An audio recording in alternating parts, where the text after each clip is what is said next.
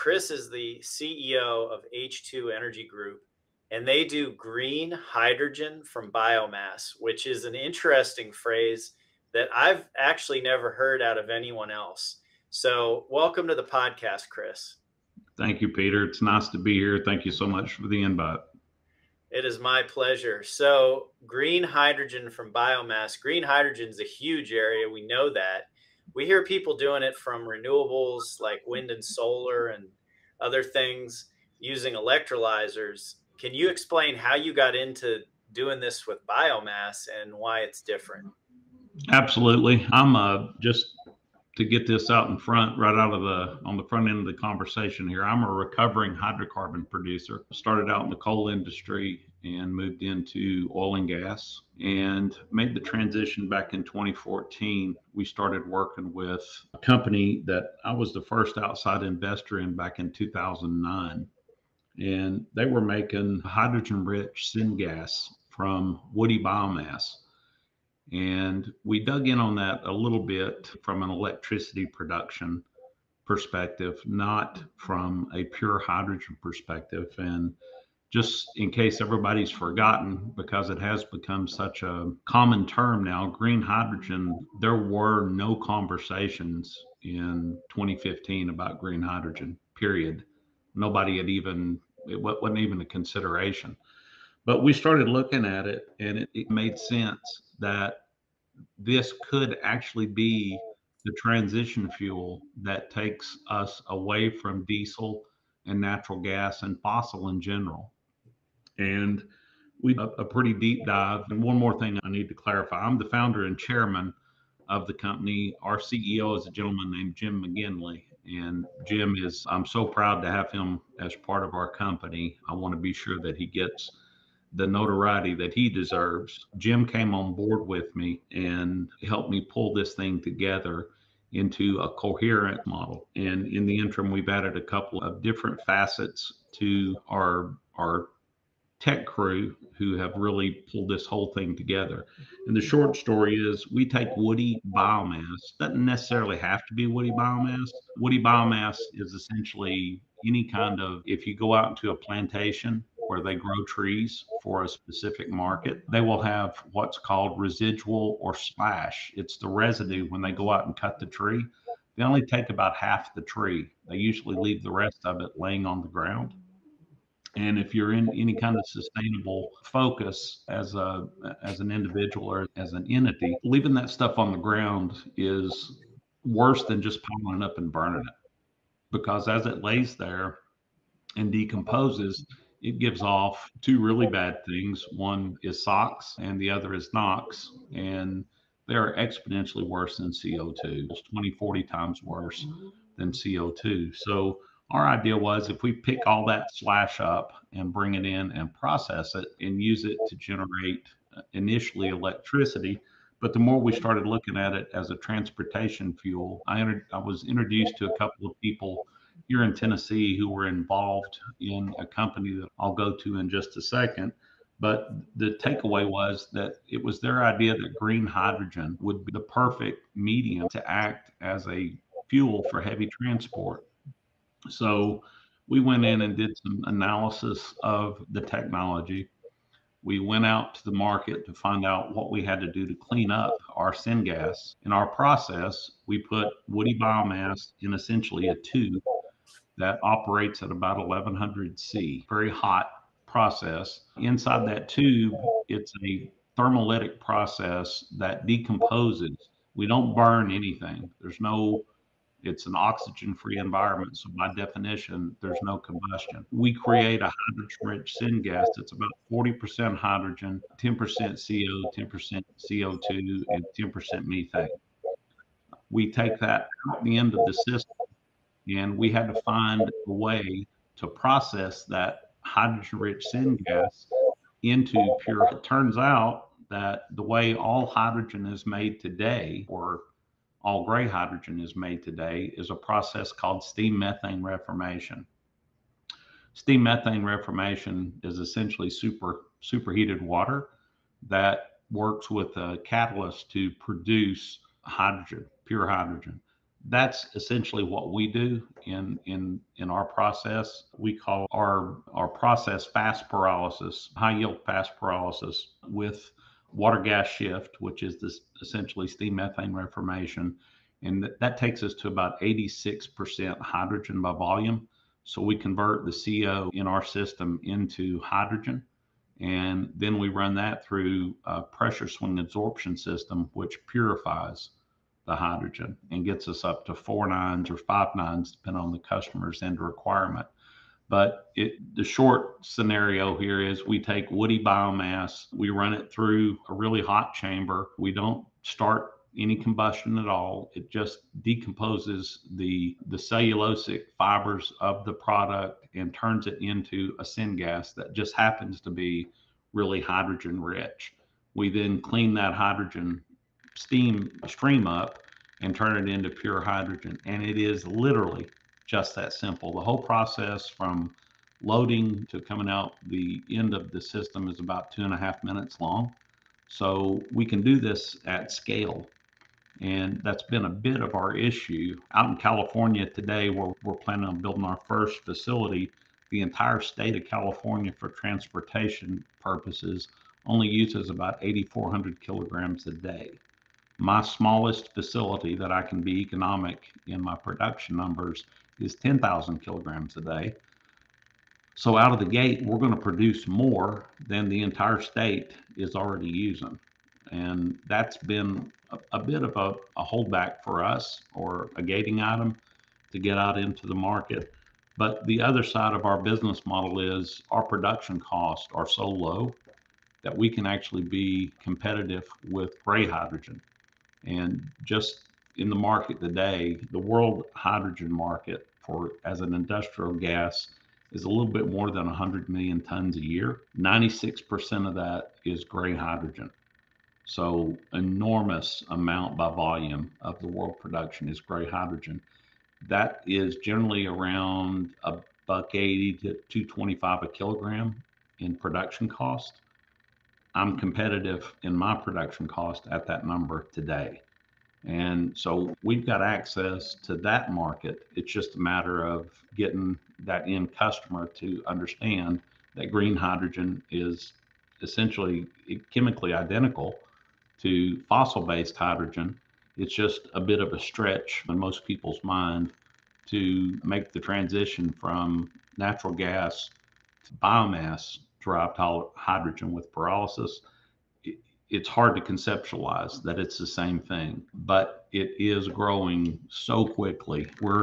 If you do a Google search right now of green hydrogen, the numbers that come back are just hard to understand how big this process is going to be in this transition.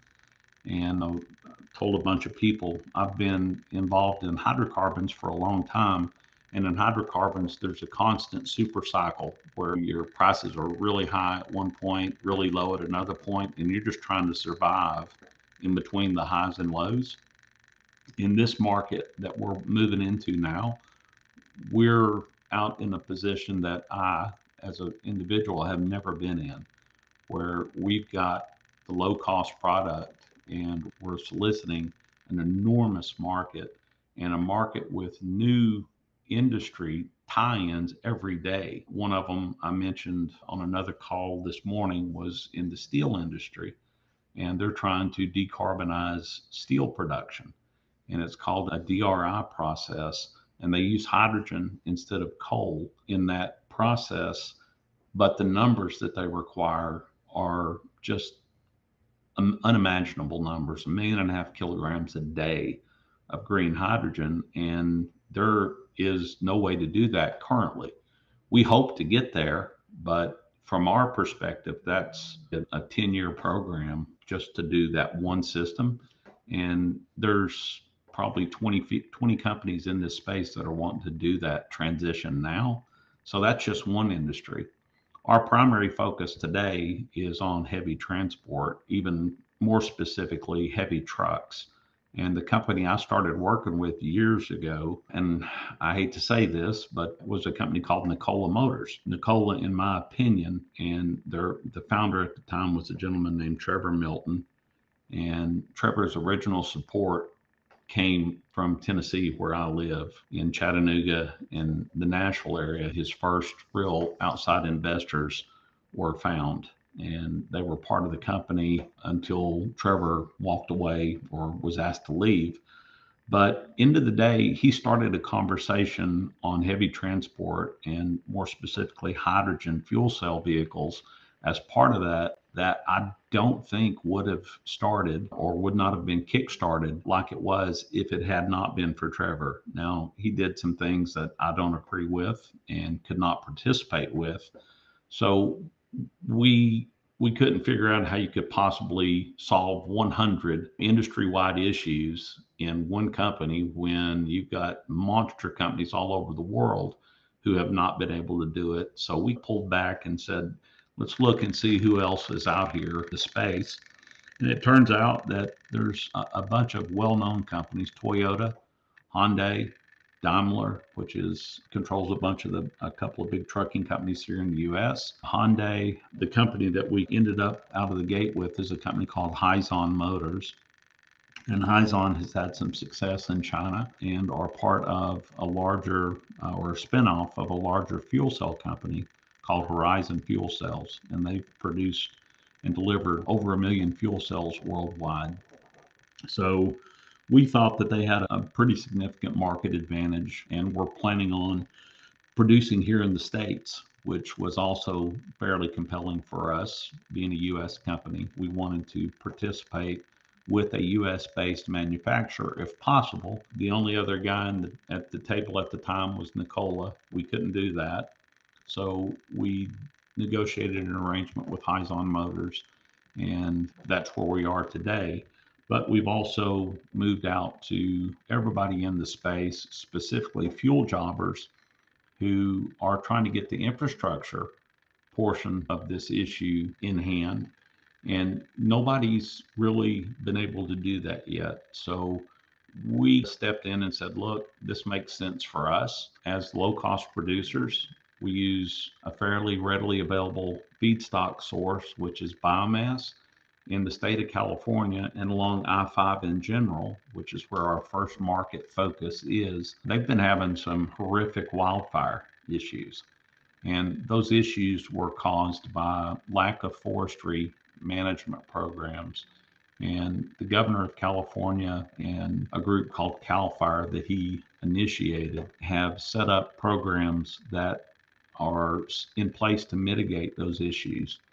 So they've got an enormous 170, 180 million dead, diseased, or dying trees that they need to get out of the forest to eliminate this fire issue. That's just California. You look at a map of Oregon and Washington, respectively, there's more trees in those two states that are in the same situation. So that's what we focused on. We went to a little area called Red Bluff. And if you look at Red Bluff on a map of Washington, Oregon, and California, almost geographically center of I-5, the Interstate 5 corridor, is Red Bluff, California. Just a little tiny blip on the road, but it's at the top of the San Joaquin Valley, which is the agricultural basket of the United States and by default the world. And we're at the top of that region, and there's biomass everywhere. There's forestry on both sides of I-5. You go about 200 miles west and you're at the ocean. You go about 200 miles east and you're in Reno. So there's just an enormous amount of biomass that's available in those markets. And we want to assist those states in eliminating the wildfire issue and turning that residue or slash into green hydrogen that we can use to move trucks up and down I-5.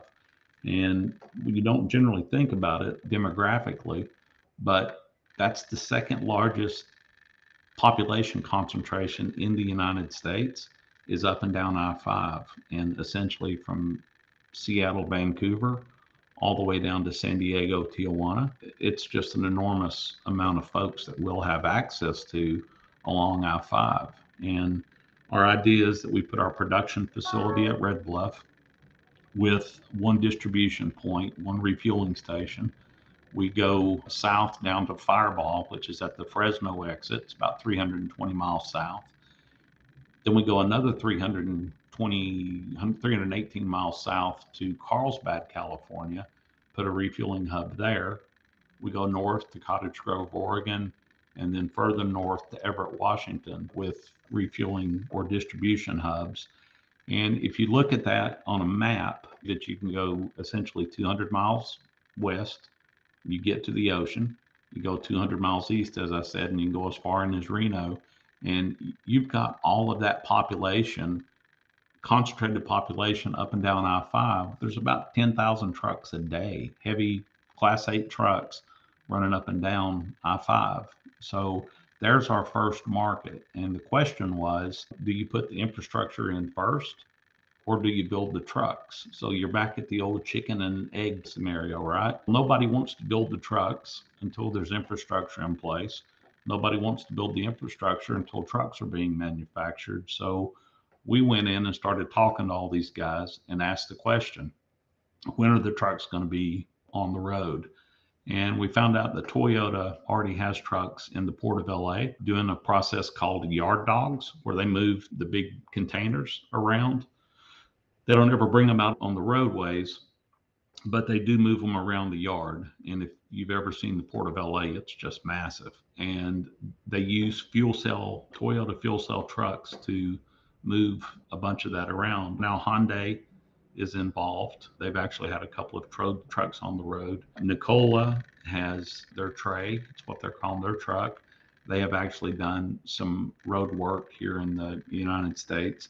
Hyzon has a couple of trucks that they've put on the road to begin testing. And we think that it makes sense for us to go ahead, put the infrastructure in that's going to be necessary to get them up and down I-5. And the most important part of this conversation is a term that seems to have been lost in this ESG movement, which is economics. And if economics aren't put into play, there is no such thing as sustainability. If it's not economically sustainable, it is by definition not sustainable. So we have really dug in on this, and we're trying to push all of the cost out of this process that it's possible to do. And right now, if you sign a contract with us today and you agree to take a minimum of 500 kilograms of hydrogen a day, I can sell that to you at $4.75 at any of my distribution points. If you take more, if you take our entire production of 10,000 kilograms a day, I can get you down to about $3.75 a kilogram. And why is that important? Because total cost of ownership or operation of a diesel truck today at $4.75, it's actually cheaper to operate a fuel cell electric truck than it is a diesel truck. So we're back to that economics thing, right? It's economically sensible or viable for these trucking operators to use hydrogen instead of diesel because it costs them less. And I don't know why the heck that's not been a part of the overall conversation. You're looking at literally energy poverty in Europe right now, the UK. We've got partners that we've been working with over there for a long time. And the numbers that I'm seeing for electricity cost are just nothing short of disturbing. There's people who are having to decide whether they want to eat or buy electricity. And that should never happen. I don't care what the end game is. Climate change, no. Economics are a requirement. And we have to have this conversation. It's not a pleasant one, but the folks in Germany right now are having a self-realization that maybe they made some mistakes in their energy mix. And because it's renewable does not mean that it's going to solve any issues. If it's not sustainable and economically sustainable on the front end, it does not matter that it's renewable. And we have got to have this conversation, and nobody wants to do it. And it's not pleasant. I don't want to do it, but we have to do it. And if we're going to decarbonize our economies, we have to look at the economic impact of what these inputs are going to be. So I've been talking for 20 minutes here, so I'm going to shut up and let you ask some questions. But that's how we got started. That's how this all came about. And that's where we see the opportunity. Hey, Chris, that was great. I am getting a little feedback. If you could mute your mic for me. Sure. Sorry about that. And then you'll just have to unmute it when I come back on or when I turn it over to you. But so a couple of questions, and I'm going to ask a few of them since we have a little audio feedback. It was perfect when you were talking. So one question I had was Tesla just released their truck, their semi truck, which I imagine is designed for some long haul applications. And I know some of the answers here, but I think for the audience, it would be helpful if you could define the difference and why a hydrogen fuel cell truck is more viable in certain applications than, say, a Tesla semi truck that's a pure battery truck. Just the biggest picture here, and I am an enormous fan of Elon Musk. I think of all the people on the planet today who understand economics. I think he probably understands it better than most anybody. But that makes me kind of want to ask a question, and I would give anything to have 15 minutes of his time just to get his response to this.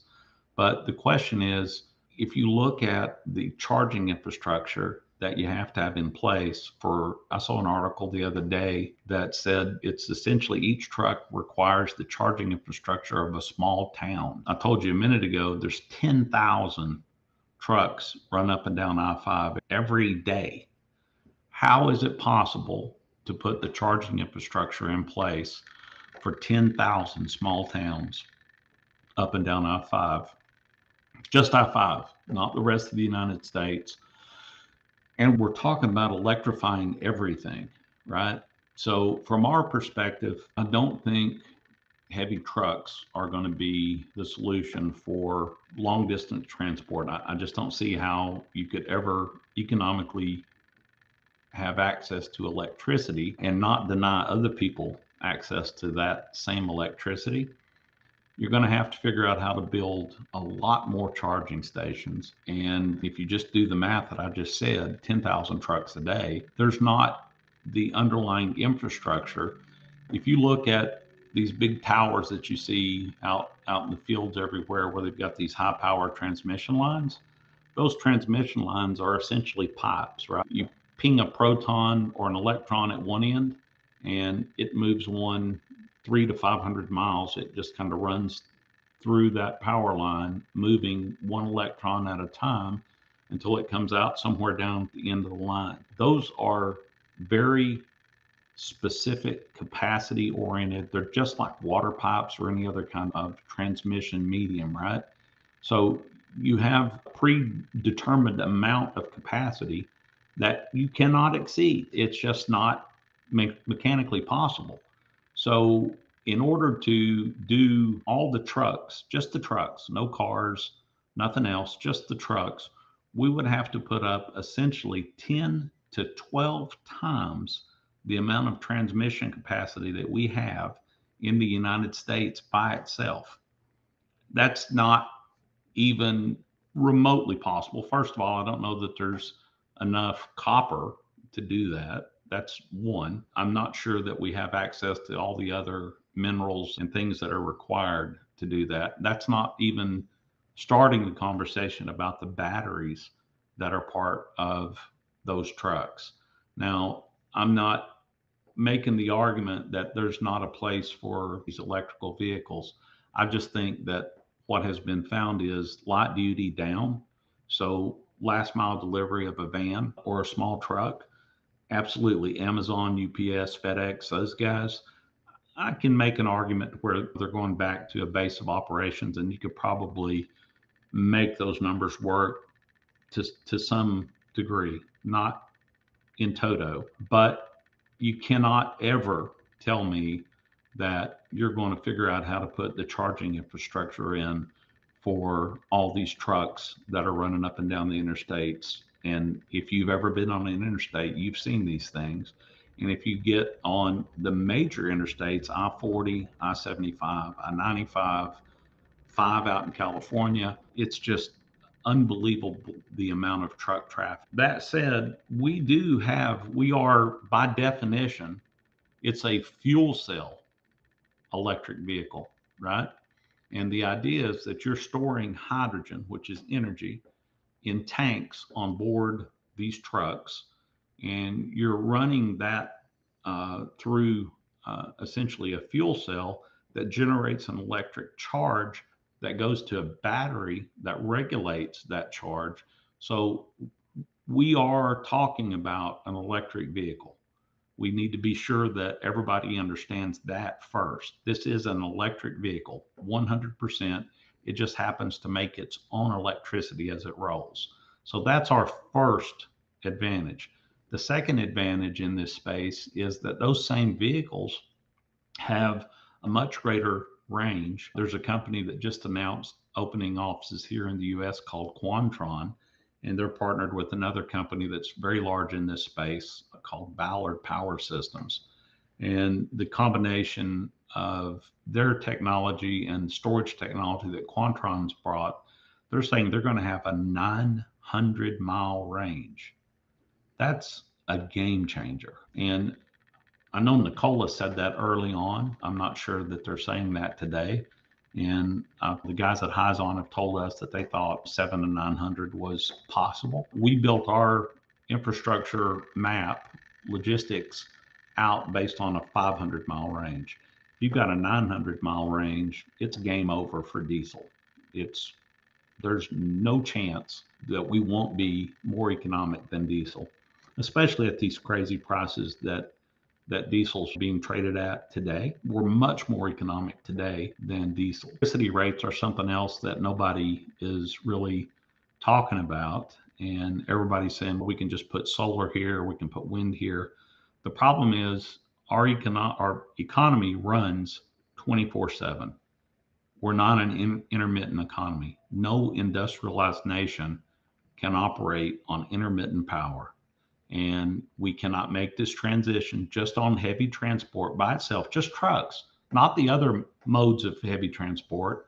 Trains, boats, ships, now planes have become part of the mix. All of those heavy transport mediums, it would be mathematically, just basic arithmetic, mathematically impossible to put the charging infrastructure in to operate this stuff 24/7. It's not possible.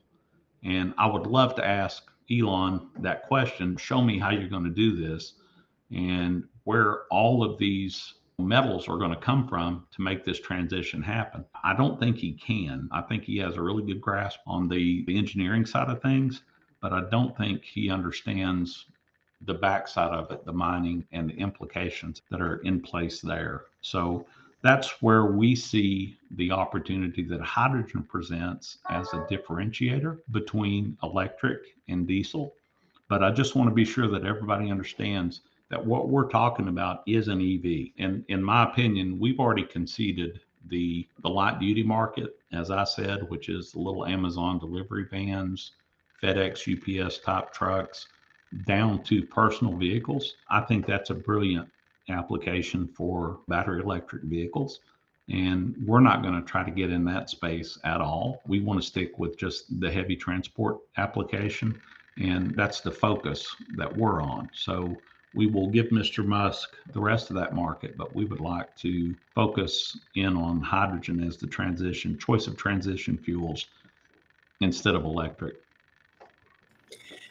No, that certainly makes sense, Chris.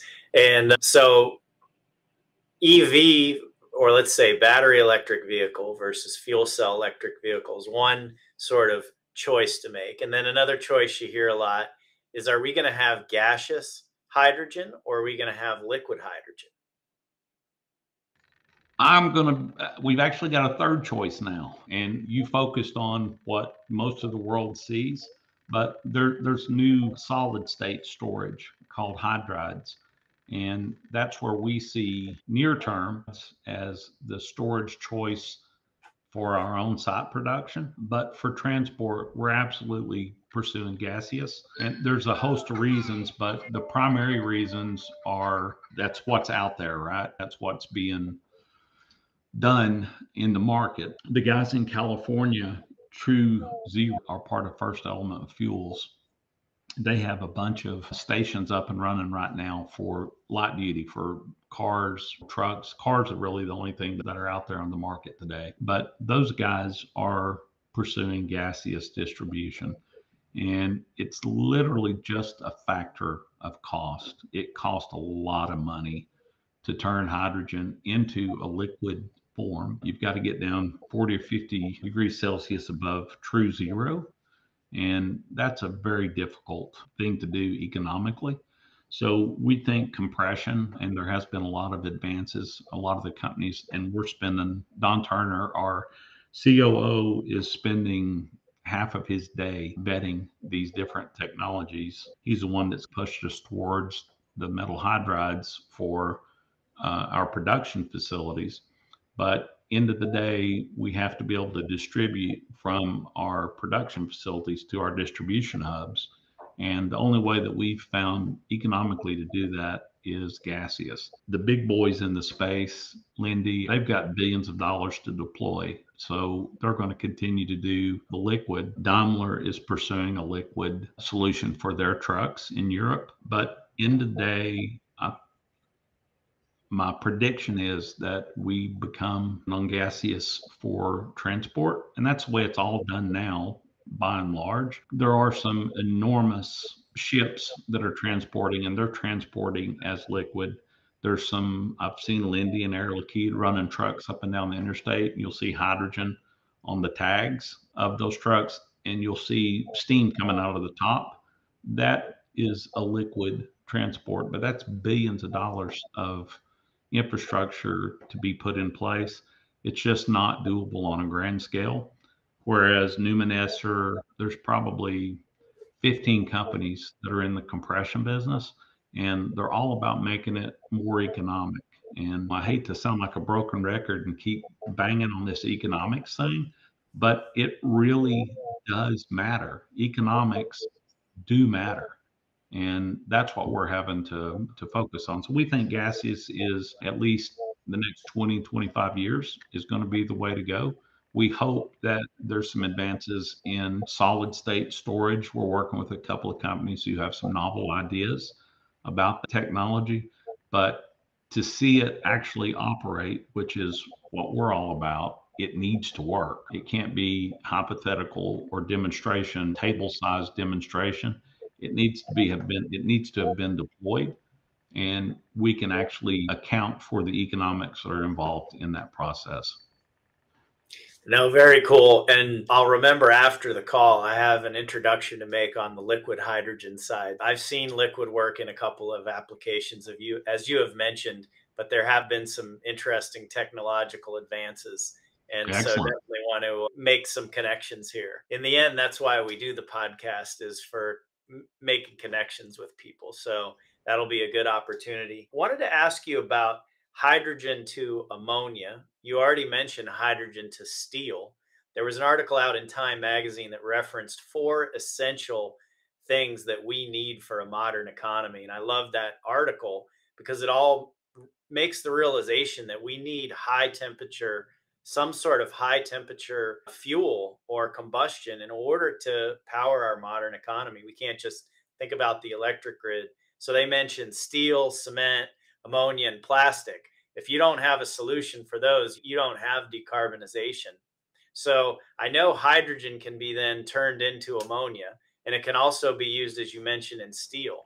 So just love to hear your thoughts about hydrogen being used in any of those 4 sort of basic building blocks of the modern economy. There's a lot of people think that oil is all about transport, but oil is the baseline chemical in petrochemicals, which includes plastics of all types, all different applications. As a chemical component of our modern society, we're going to have it. Now we need to figure out how to manage it better, but it is part of our makeup as industrialized end users, we're going to have petroleum products for the near future. Once again, it comes back to economics. The really hard to decarbonize sectors in the market today, ammonia is absolutely one. It's probably 95% done with hydrogen derived from natural gas.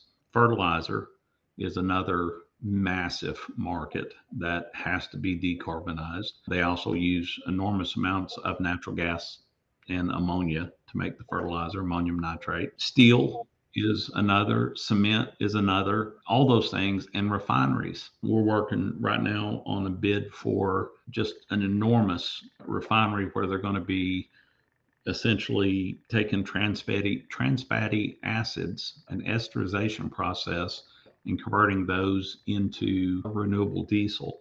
They're going to need an enormous amount of hydrogen to make that work. So we do see those opportunities. Ammonia has been also put forward as a transportation method where you essentially pump the hydrogen into an ammonia concentrate, and then you separate the two when you get to the end of the process.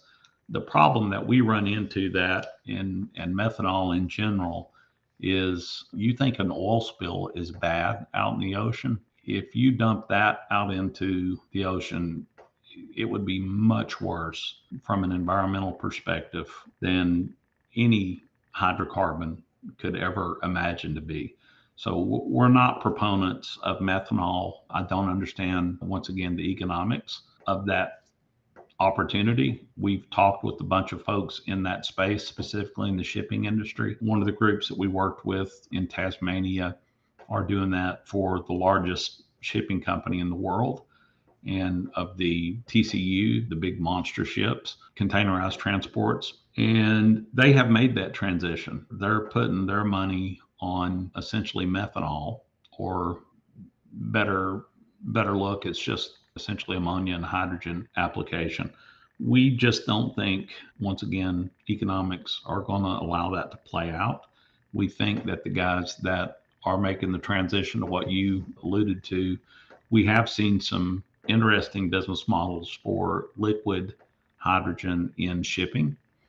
And something that I never thought I would see is aviation, where we're actually using hydrogen in aviation. And the reason I know it's real is because Boeing and Airbus have both signed off on programs to develop that part of their industry.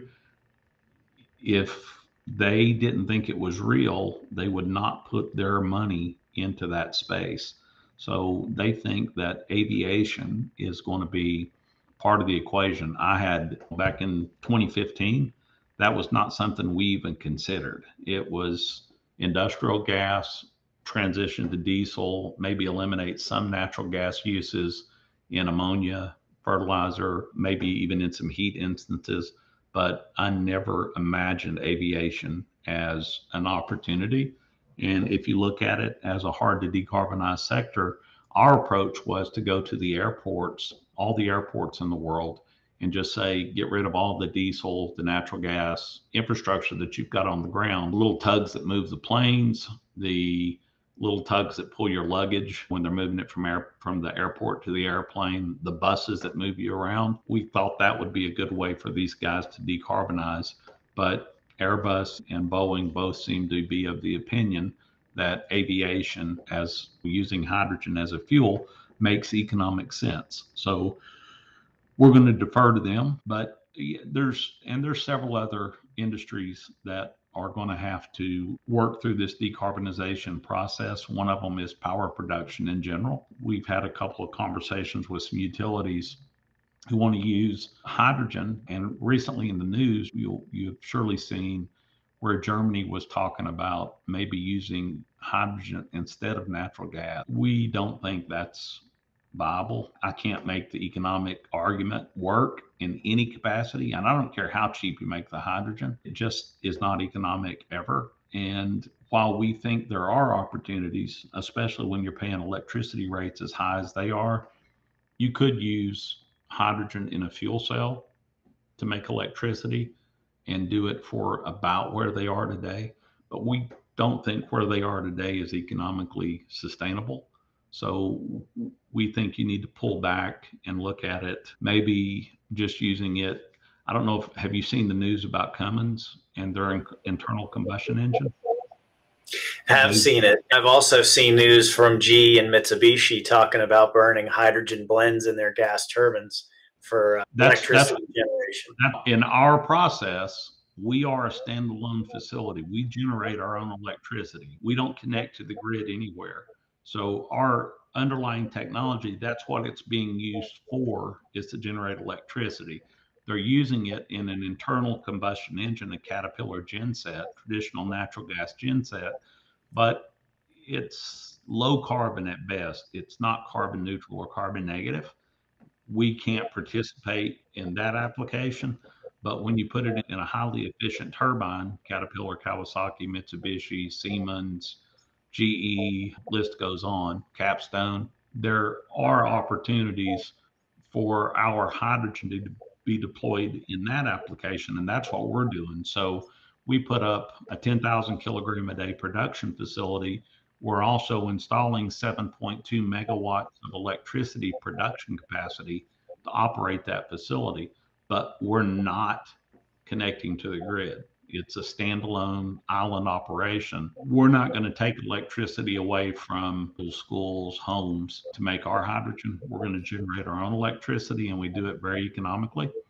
But the internal combustion engine argument, something else I never thought would work. But I know that if Cummins and all the other guys that you mentioned, Kawasaki, Toyota's looking at it, if those guys, if Cummins tells me that they can make a carbon neutral or carbon negative diesel engine, internal combustion engine, I have enough faith in them as a company because they are absolutely the apex in diesel engines. There's nobody better than Cummins. So if they're telling me that they're going to make that ICE engine run on hydrogen and it's going to be carbon negative, I don't have any reason but to believe them because they have done it for decades. And we were in conversations with them when they bought the fuel cell company that they took over. And I'm drawing a blank on, I want to say Hydrogenics, but I may be wrong. But the fuel cell company that they bought to manufacture the fuel cells for their systems, they told us that they would have to get to 500,000 units a year to get to any kind of cost savings. And even then, it would be very small. But they said that they thought that they could convert a diesel engine, internal combustion engine, and make it economic and more so than a fuel cell. So I'm not the person to question them. I'll believe if they tell me it's going to be carbon negative, I'm going to believe them. And we want to be part of that process and provide the hydrogen for those applications. If you take a true green hydrogen and you run it through an internal combustion engine that supposedly has a way to handle the NOx and SOx, because that's what happens when you combust hydrogen. You generate SOx and NOx. Somehow they're recirculating that back into their system and making it carbon neutral or carbon negative. And we don't understand the chemistry behind it or the mathematics, but them saying it's enough for me to believe that it will do what they say. I got another one for you then. I heard that Jenbacher and Waukesha, they turned into a company called Ineo because they got spun off of GE. And I heard they're offering the same thing. So banks of gen sets to either be used as backup power for data centers that run on hydrogen. Yeah, we've been talking to Waukesha for a long time, primarily as a way to decarbonize. They're and most people don't even know who Waukesha is, but if you look at monster natural gas or diesel gensets, Waukesha is one of the biggest, oldest names in the space. They've been around forever. Jenbacher is as well. Most all of the gensets that I'm aware of in any heavy industrial application or the applications that we used them in the oil and gas or the coal business, Jenbacher was go-to guys, right? Was just a little bit bigger than most in our space. We were 5 to 10 megawatts. in most applications. Offshore on an oil rig or in a deep mine, you may have 5 or 10 megawatts, but that's the only applications. But those guys, and once again, that's just like Cummins, right? If Waukesha and Jenbacher tell me that they can do this in a carbon neutral or carbon negative way, I'm going to believe them because they've been doing this long enough to have me believe what they say. It's exciting to see that type of engineering muscle be brought to bear in the hydrogen economy. So it's really cool. Let's Well, talk a little don't forget about projects and the money. other guys that you mentioned, Kawasaki and Mitsubishi. Those are, and Hyundai. Those are all three behemoths, brilliant companies. Let's not discount them as No, well. for sure. Absolutely true. So let's talk projects and money a little bit. I like to get into the financing side of things. So you guys, are you doing any greenfield projects today where you're gone out and you're committed to producing a certain amount of hydrogen in a location? Yeah, our first location, I-5 in California, is a greenfield operation. We started out on a piece of property that with a partner who was going to build a net zero community, and they're going to use our hydrogen and our electricity to power about 7,500 homes. Well, things changed and interest rates have gotten crazy. So they slowed their roll and decided that they wanted to wait until something else came about. Maybe there's somewhere in our future interest rates will start coming back down and we'll pick that back up and revisit. But So quick in the question interim, on that. Kilograms to 7,500 homes. I'm curious to know about how many kilograms of hydrogen was that to do 7,500 homes? what we were doing was we were producing electricity. I told you we do about 7.2 megawatts. We can expand that and just do the green electricity. So we were going to produce the electricity where we were going to use hydrogen. And this sounds crazy. We were going to use hydrogen for the water heater, for the heat and air unit, for the heat part of the heat and air unit, and for the stoves, the cooktops in the homes. And it wasn't a lot of hydrogen. It was the first hydrogen village, which has become a pretty sexy term in our industry. But the opportunity that we saw was truly sustainable eco village where we were not connected to the grid and we would not be subject to, if you have in an eco village, if you drive a Tesla or Chevy Cruze or whatever the electric vehicle that you choose to drive, if you're part of a true eco village, you are getting the carbon benefits that you thought you were getting instead of having a natural gas fired plant or, God forbid, a coal fired plant producing your electricity for that vehicle, which is the case in most applications. We just thought that was a really unique and valuable proposition to put on the table, especially in California. The hydrogen was just an accessory to that and gave it the cachet that kind of have to appreciate out there in the marketing world. There is so much conversation around hydrogen. That's why we wanted to be part of it. And it was just a cool location on I-5 and literally right on the exit at I-5 was where our production facility was going to be placed. And we would have great visibility along the interstate, but right in front of the subdivision. So it's still out there. We're still toying with it. We've moved about 10 miles south to another piece of property that abuts I-5, gives us great visibility. It's going to be a 10,000 kilogram a day facility. We'll be doing, as I said, about 7.2 megawatts of electricity. We use that to power all of the equipment, the monitoring equipment, the stuff that we move the biomass around with, the chippers and grinders that we use to size the biomass for our system. That's the first location. We've actually tentatively chosen here where I live in Tennessee. We have the confluence of I-40 and 75, which is the busiest intersection in the United States of America for heavy trucks. So we've located a big chunk of property right here that we can do our second location. And then our third location is actually in Akron, Ohio, or just outside Akron, just south of Cleveland. And the reasoning goes back to the demographics that I mentioned out in California. At Knoxville, with the truck traffic that we have here, and then Akron, we get about 80% of the US population would be in direct reach of a 500-mile range truck.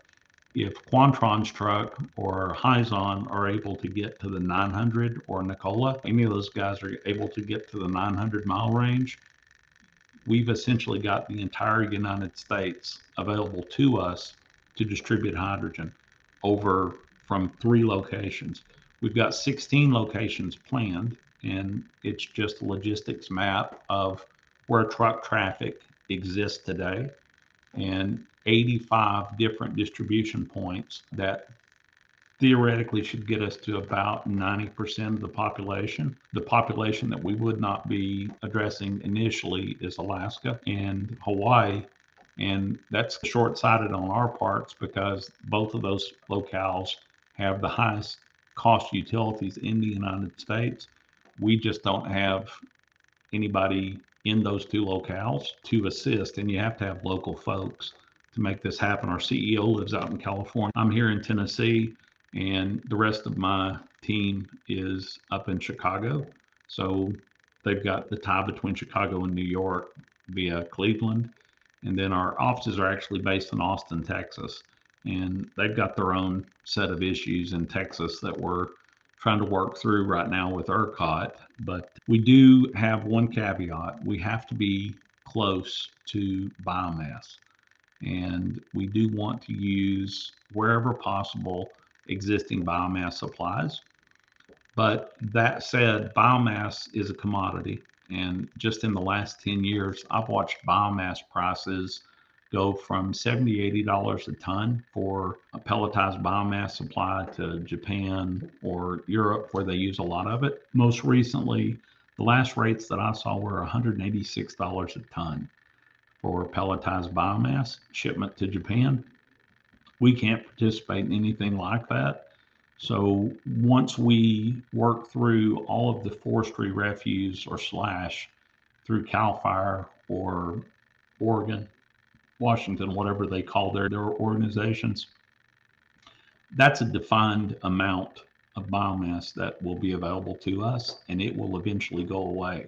So we've spent the last 2 years working with a couple of different companies. One has a really high yield energy grass. The second is a giant bamboo, and it's got a completely separate business model. It's not used for what we use it for. And the third is a timber. It's called a Paulownia tree. And each one of these have a very specific business use outside of what we use it for. So those become joint venture opportunities that we participate in the residue of whatever they have left over. So the energy grass, when they process it, they do use all of it, but it is selling at such a premium that we can afford to keep a portion of it here to levelize our acquisition cost of our biomass with their essentially subsidized pricing. We'll grow it on our property, we'll process it, we'll give it to them, they'll sell it to their third-party customers. We retain a portion of that for doing that, providing that service. The bamboo is being used as a replacement for structural steel. Say that again. The bamboo is being used as a direct replacement for structural steel. It don't get any more sustainable than that. That's mind-boggling. And they only use about half of the stalk. They leave probably 40% of it, maybe a little bit less, on the ground, which would then just decompose exactly like the forestry problems that are there now. We'll pick that up, pelletize it, and use that. And then the same thing on the Paulownia tree. It is about, I don't know if you remember the balsa planes, the little wind-up planes that we used to have when we were kids. You're probably not as old as I am, but they're just real light. Balsas are really light wood.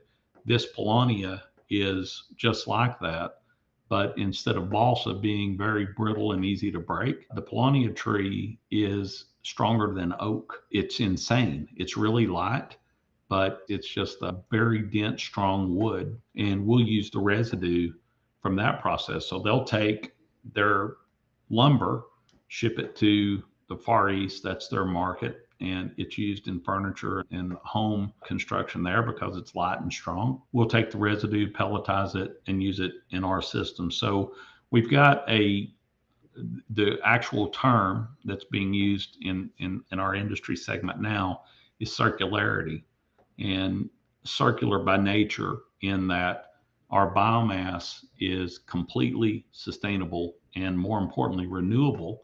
So we will perpetuate that by growing our own biomass. We'll sell the portions of it to whatever our joint venture partners using it for at the time, and then we'll retain the residue of that process, and we become truly sustainable and renewable, and most importantly, economic. That's very interesting. Let's talk a little about financing. You guys, it sounds like you're a development company at this point and you've got multiple opportunities. Have you had investors want to invest in your development company? I'm sure you've had them want to invest into the individual projects, of course. That's the Talk a problem. little about how you finance this, because it's always a challenge for developers out there, right? You're in a stage, it's almost like a venture company where you've Exactly. got all this out there, but a lot of the money that's out there that wants to do project finance, infrastructure, capital, different types of private equity funds, they're very risk adverse. So I always tell people it's an in-between area, because there's all this venture capital money that wants to fund technology, and it's not that.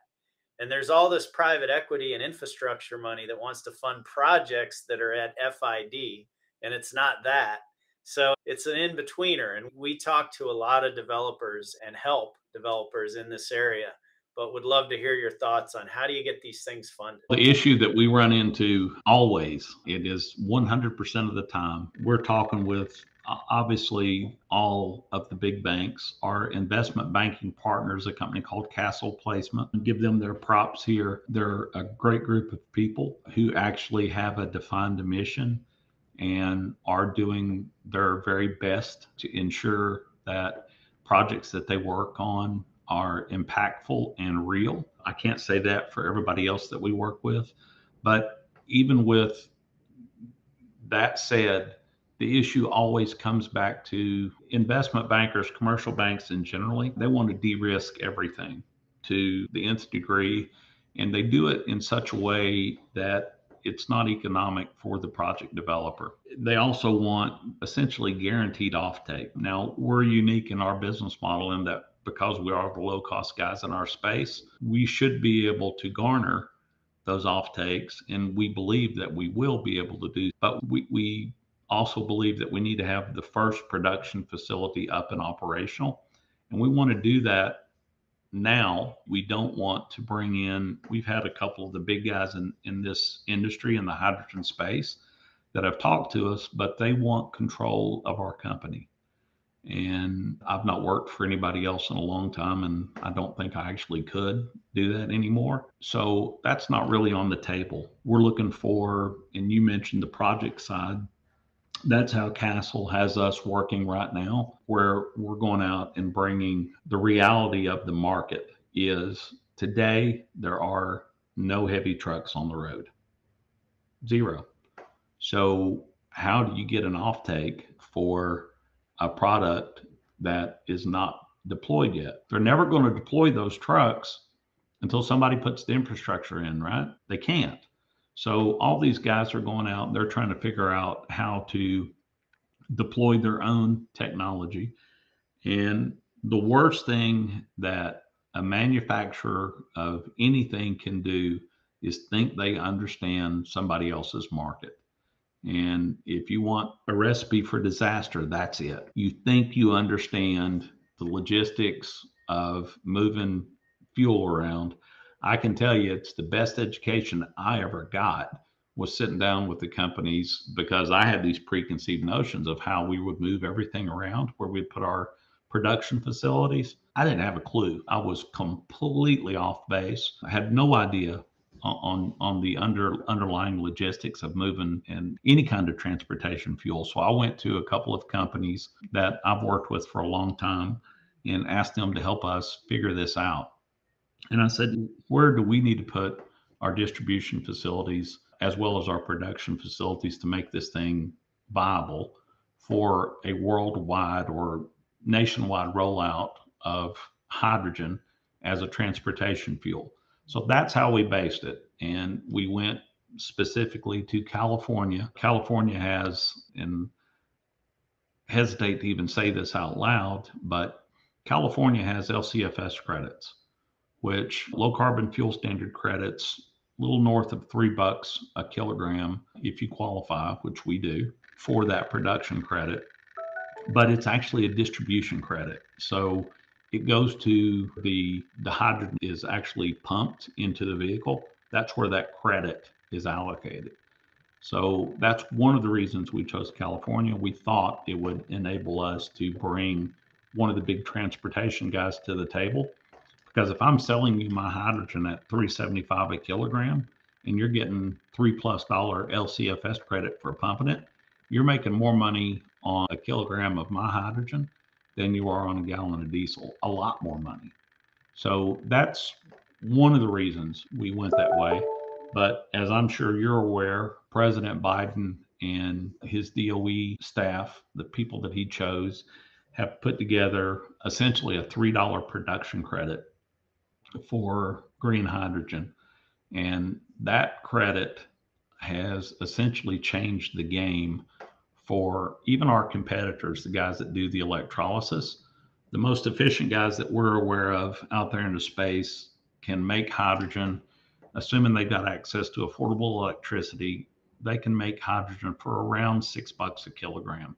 With that $3 as the IRA credit, that takes them essentially down to around $3 that they can sell into the market. That makes them cost competitive, as I mentioned early in the call, to diesel, right? That's the end game. We just need to get to where it makes more sense for the truck owner to buy hydrogen than it does to buy diesel. And that credit does just that. So that's been recognized all over the world as a game changer in our industry. It's more of a game changer from our perspective because I take my sub $2 production cost and it takes me to where I'm getting paid $1 for every kilogram that we produce from our federal government. Now, it's a short-term 10-year process or system that's being deployed. At the end of 10 years, I don't know where we'll be, but theoretically, hydrogen will be such a part of the mix by that time that it won't really matter. And we're not dependent on that $3. If it goes away, it doesn't really matter to us, but it will absolutely have an impact on the guys that are using electrolysis as their production choice. So we think that in the near term, it has absolutely changed the conversation and is allowing our competitors to grab market share, which ordinarily would be a bad thing. But end of the day, when that goes away, if you're the low cost guy and you're in that space, it's naturally going to migrate to you. Just baseline economics, it's always going to come to the low price supplier. So that's where we see the long-term play, but we don't want to build our business model and be economically subservient to any subsidy. That's a bad business model. And unfortunately, we've watched a lot of guys in the space make those commitments to technology that is just not ever going to be economic, especially without subsidy. So we're trying to be cautious.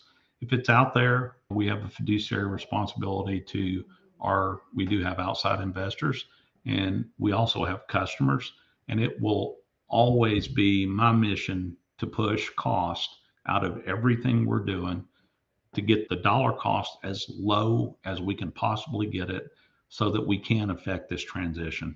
We do realize that this is important from a species type of application here. This is an important transition. So we need to do things that we can do to help, but we don't want to do anything that's going to be short term. And from my perspective, just a cash grab. I don't want to participate in anything like that. No, and I can tell by the way you approach things, you're a long-term thinker. To that end, what do you guys have in terms of IP? that gives you an unfair advantage to be able to compete over the long term, where maybe there's a gold rush in some of these new technologies, but you guys ultimately win in the long run?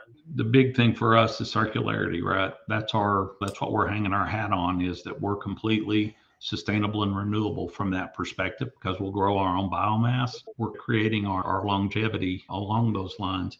One of the things that I failed to mention, and I always do, that's why I have a good group of guys around me, we create a product called biochar. And if you're not familiar with biochar, it's worth spending 10 or 15 minutes on the internet and just doing a little research. But that's where we get to our carbon negativity. We sequester CO2 in the biochar. And this biochar has turned out to be, years ago when I first invested in this technology back in 09 and 10, we were actually out talking with landfills, trying to get them to agree to take the biochar, because we didn't know what to do with it. It didn't have any value. It was a waste product. We didn't see any reason to try to do anything with it. Time gives you insights that you would not ordinarily have early on. And we found out that biochar has some miraculous agricultural uses. Number one, if you use biochar as a soil amendment, you can reduce and actually almost eliminate the amount of fertilizer that you have to put on any crop, which is an amazing application by itself. You can also reduce the amount of water that a particular crop might need, because the biochar acts to sequester the water around the roots of the plant, which adds, and I'm not an agronomist, so I'm speaking way out of school here. It's really interesting to hear these guys talk about the benefits of that. But just from a simplistic view, if I can reduce my water requirement by 70%, that is monumental, especially out where we're at in California right now, where they're trying to figure out where they're getting the water for next year's crops. And we always forget that California is the breadbasket of the world, not just the United States, of the world. And if they've got water problems, we as human beings have water problems. And it's pervasive everywhere. It's not just the West Coast, the Southwest. They're having water issues. China has enormous water issues right now. India's got water. Everybody's got water issues. So if you can figure out a way to enhance the yield of the crops, reduce the amount of fertilizer that you're using, and reduce the amount of water that you have to use to get there, all those are benefits that we never allowed any value into the biochar. So we've created now a co-product that actually has some pretty unique value that we never allowed for.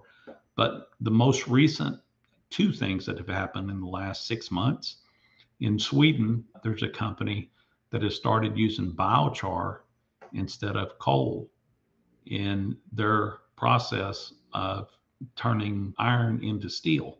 They used biochar instead. It's created a massive market in biochar that was not existent.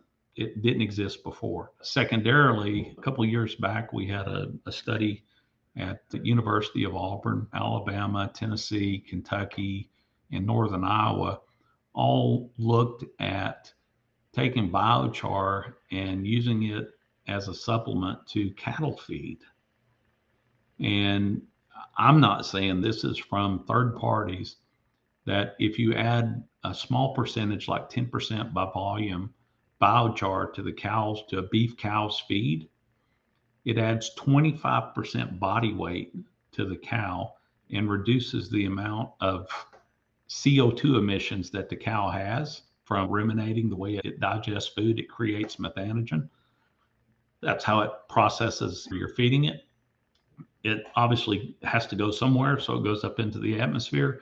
So a lot of places have been looking at how do you decarbonize that business, to the point that they're talking about getting rid of them. We're working on a project in Australia where there's almost 75,000 acres on this project that's part of a afforestation, which means they're trying to figure out how to replant something to stabilize the soil, because the cattle have been constantly grazing this for 120 years or whatever it is.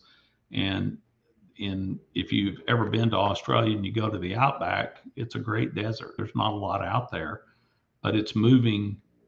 All the folks that live in Australia live on the periphery, on the outside edge of the country. Very few people live in the outback area, but that outback area it's called desert creep, and it continues to move out towards the coast. So it's reducing the amount of arable ground where they can go in and plant things or grow feed for their cattle. It's moving, and they're trying to figure out how to stop it.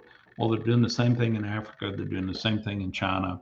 They're doing the same thing in India, where they've either used too much chemicals and destroyed it and are causing their own desertification, as opposed to Australia, where it's a natural progression. This idea is that you use our biochar, you use the soil, and you plant a bunch of trees, bamboo, energy grass, whatever it is.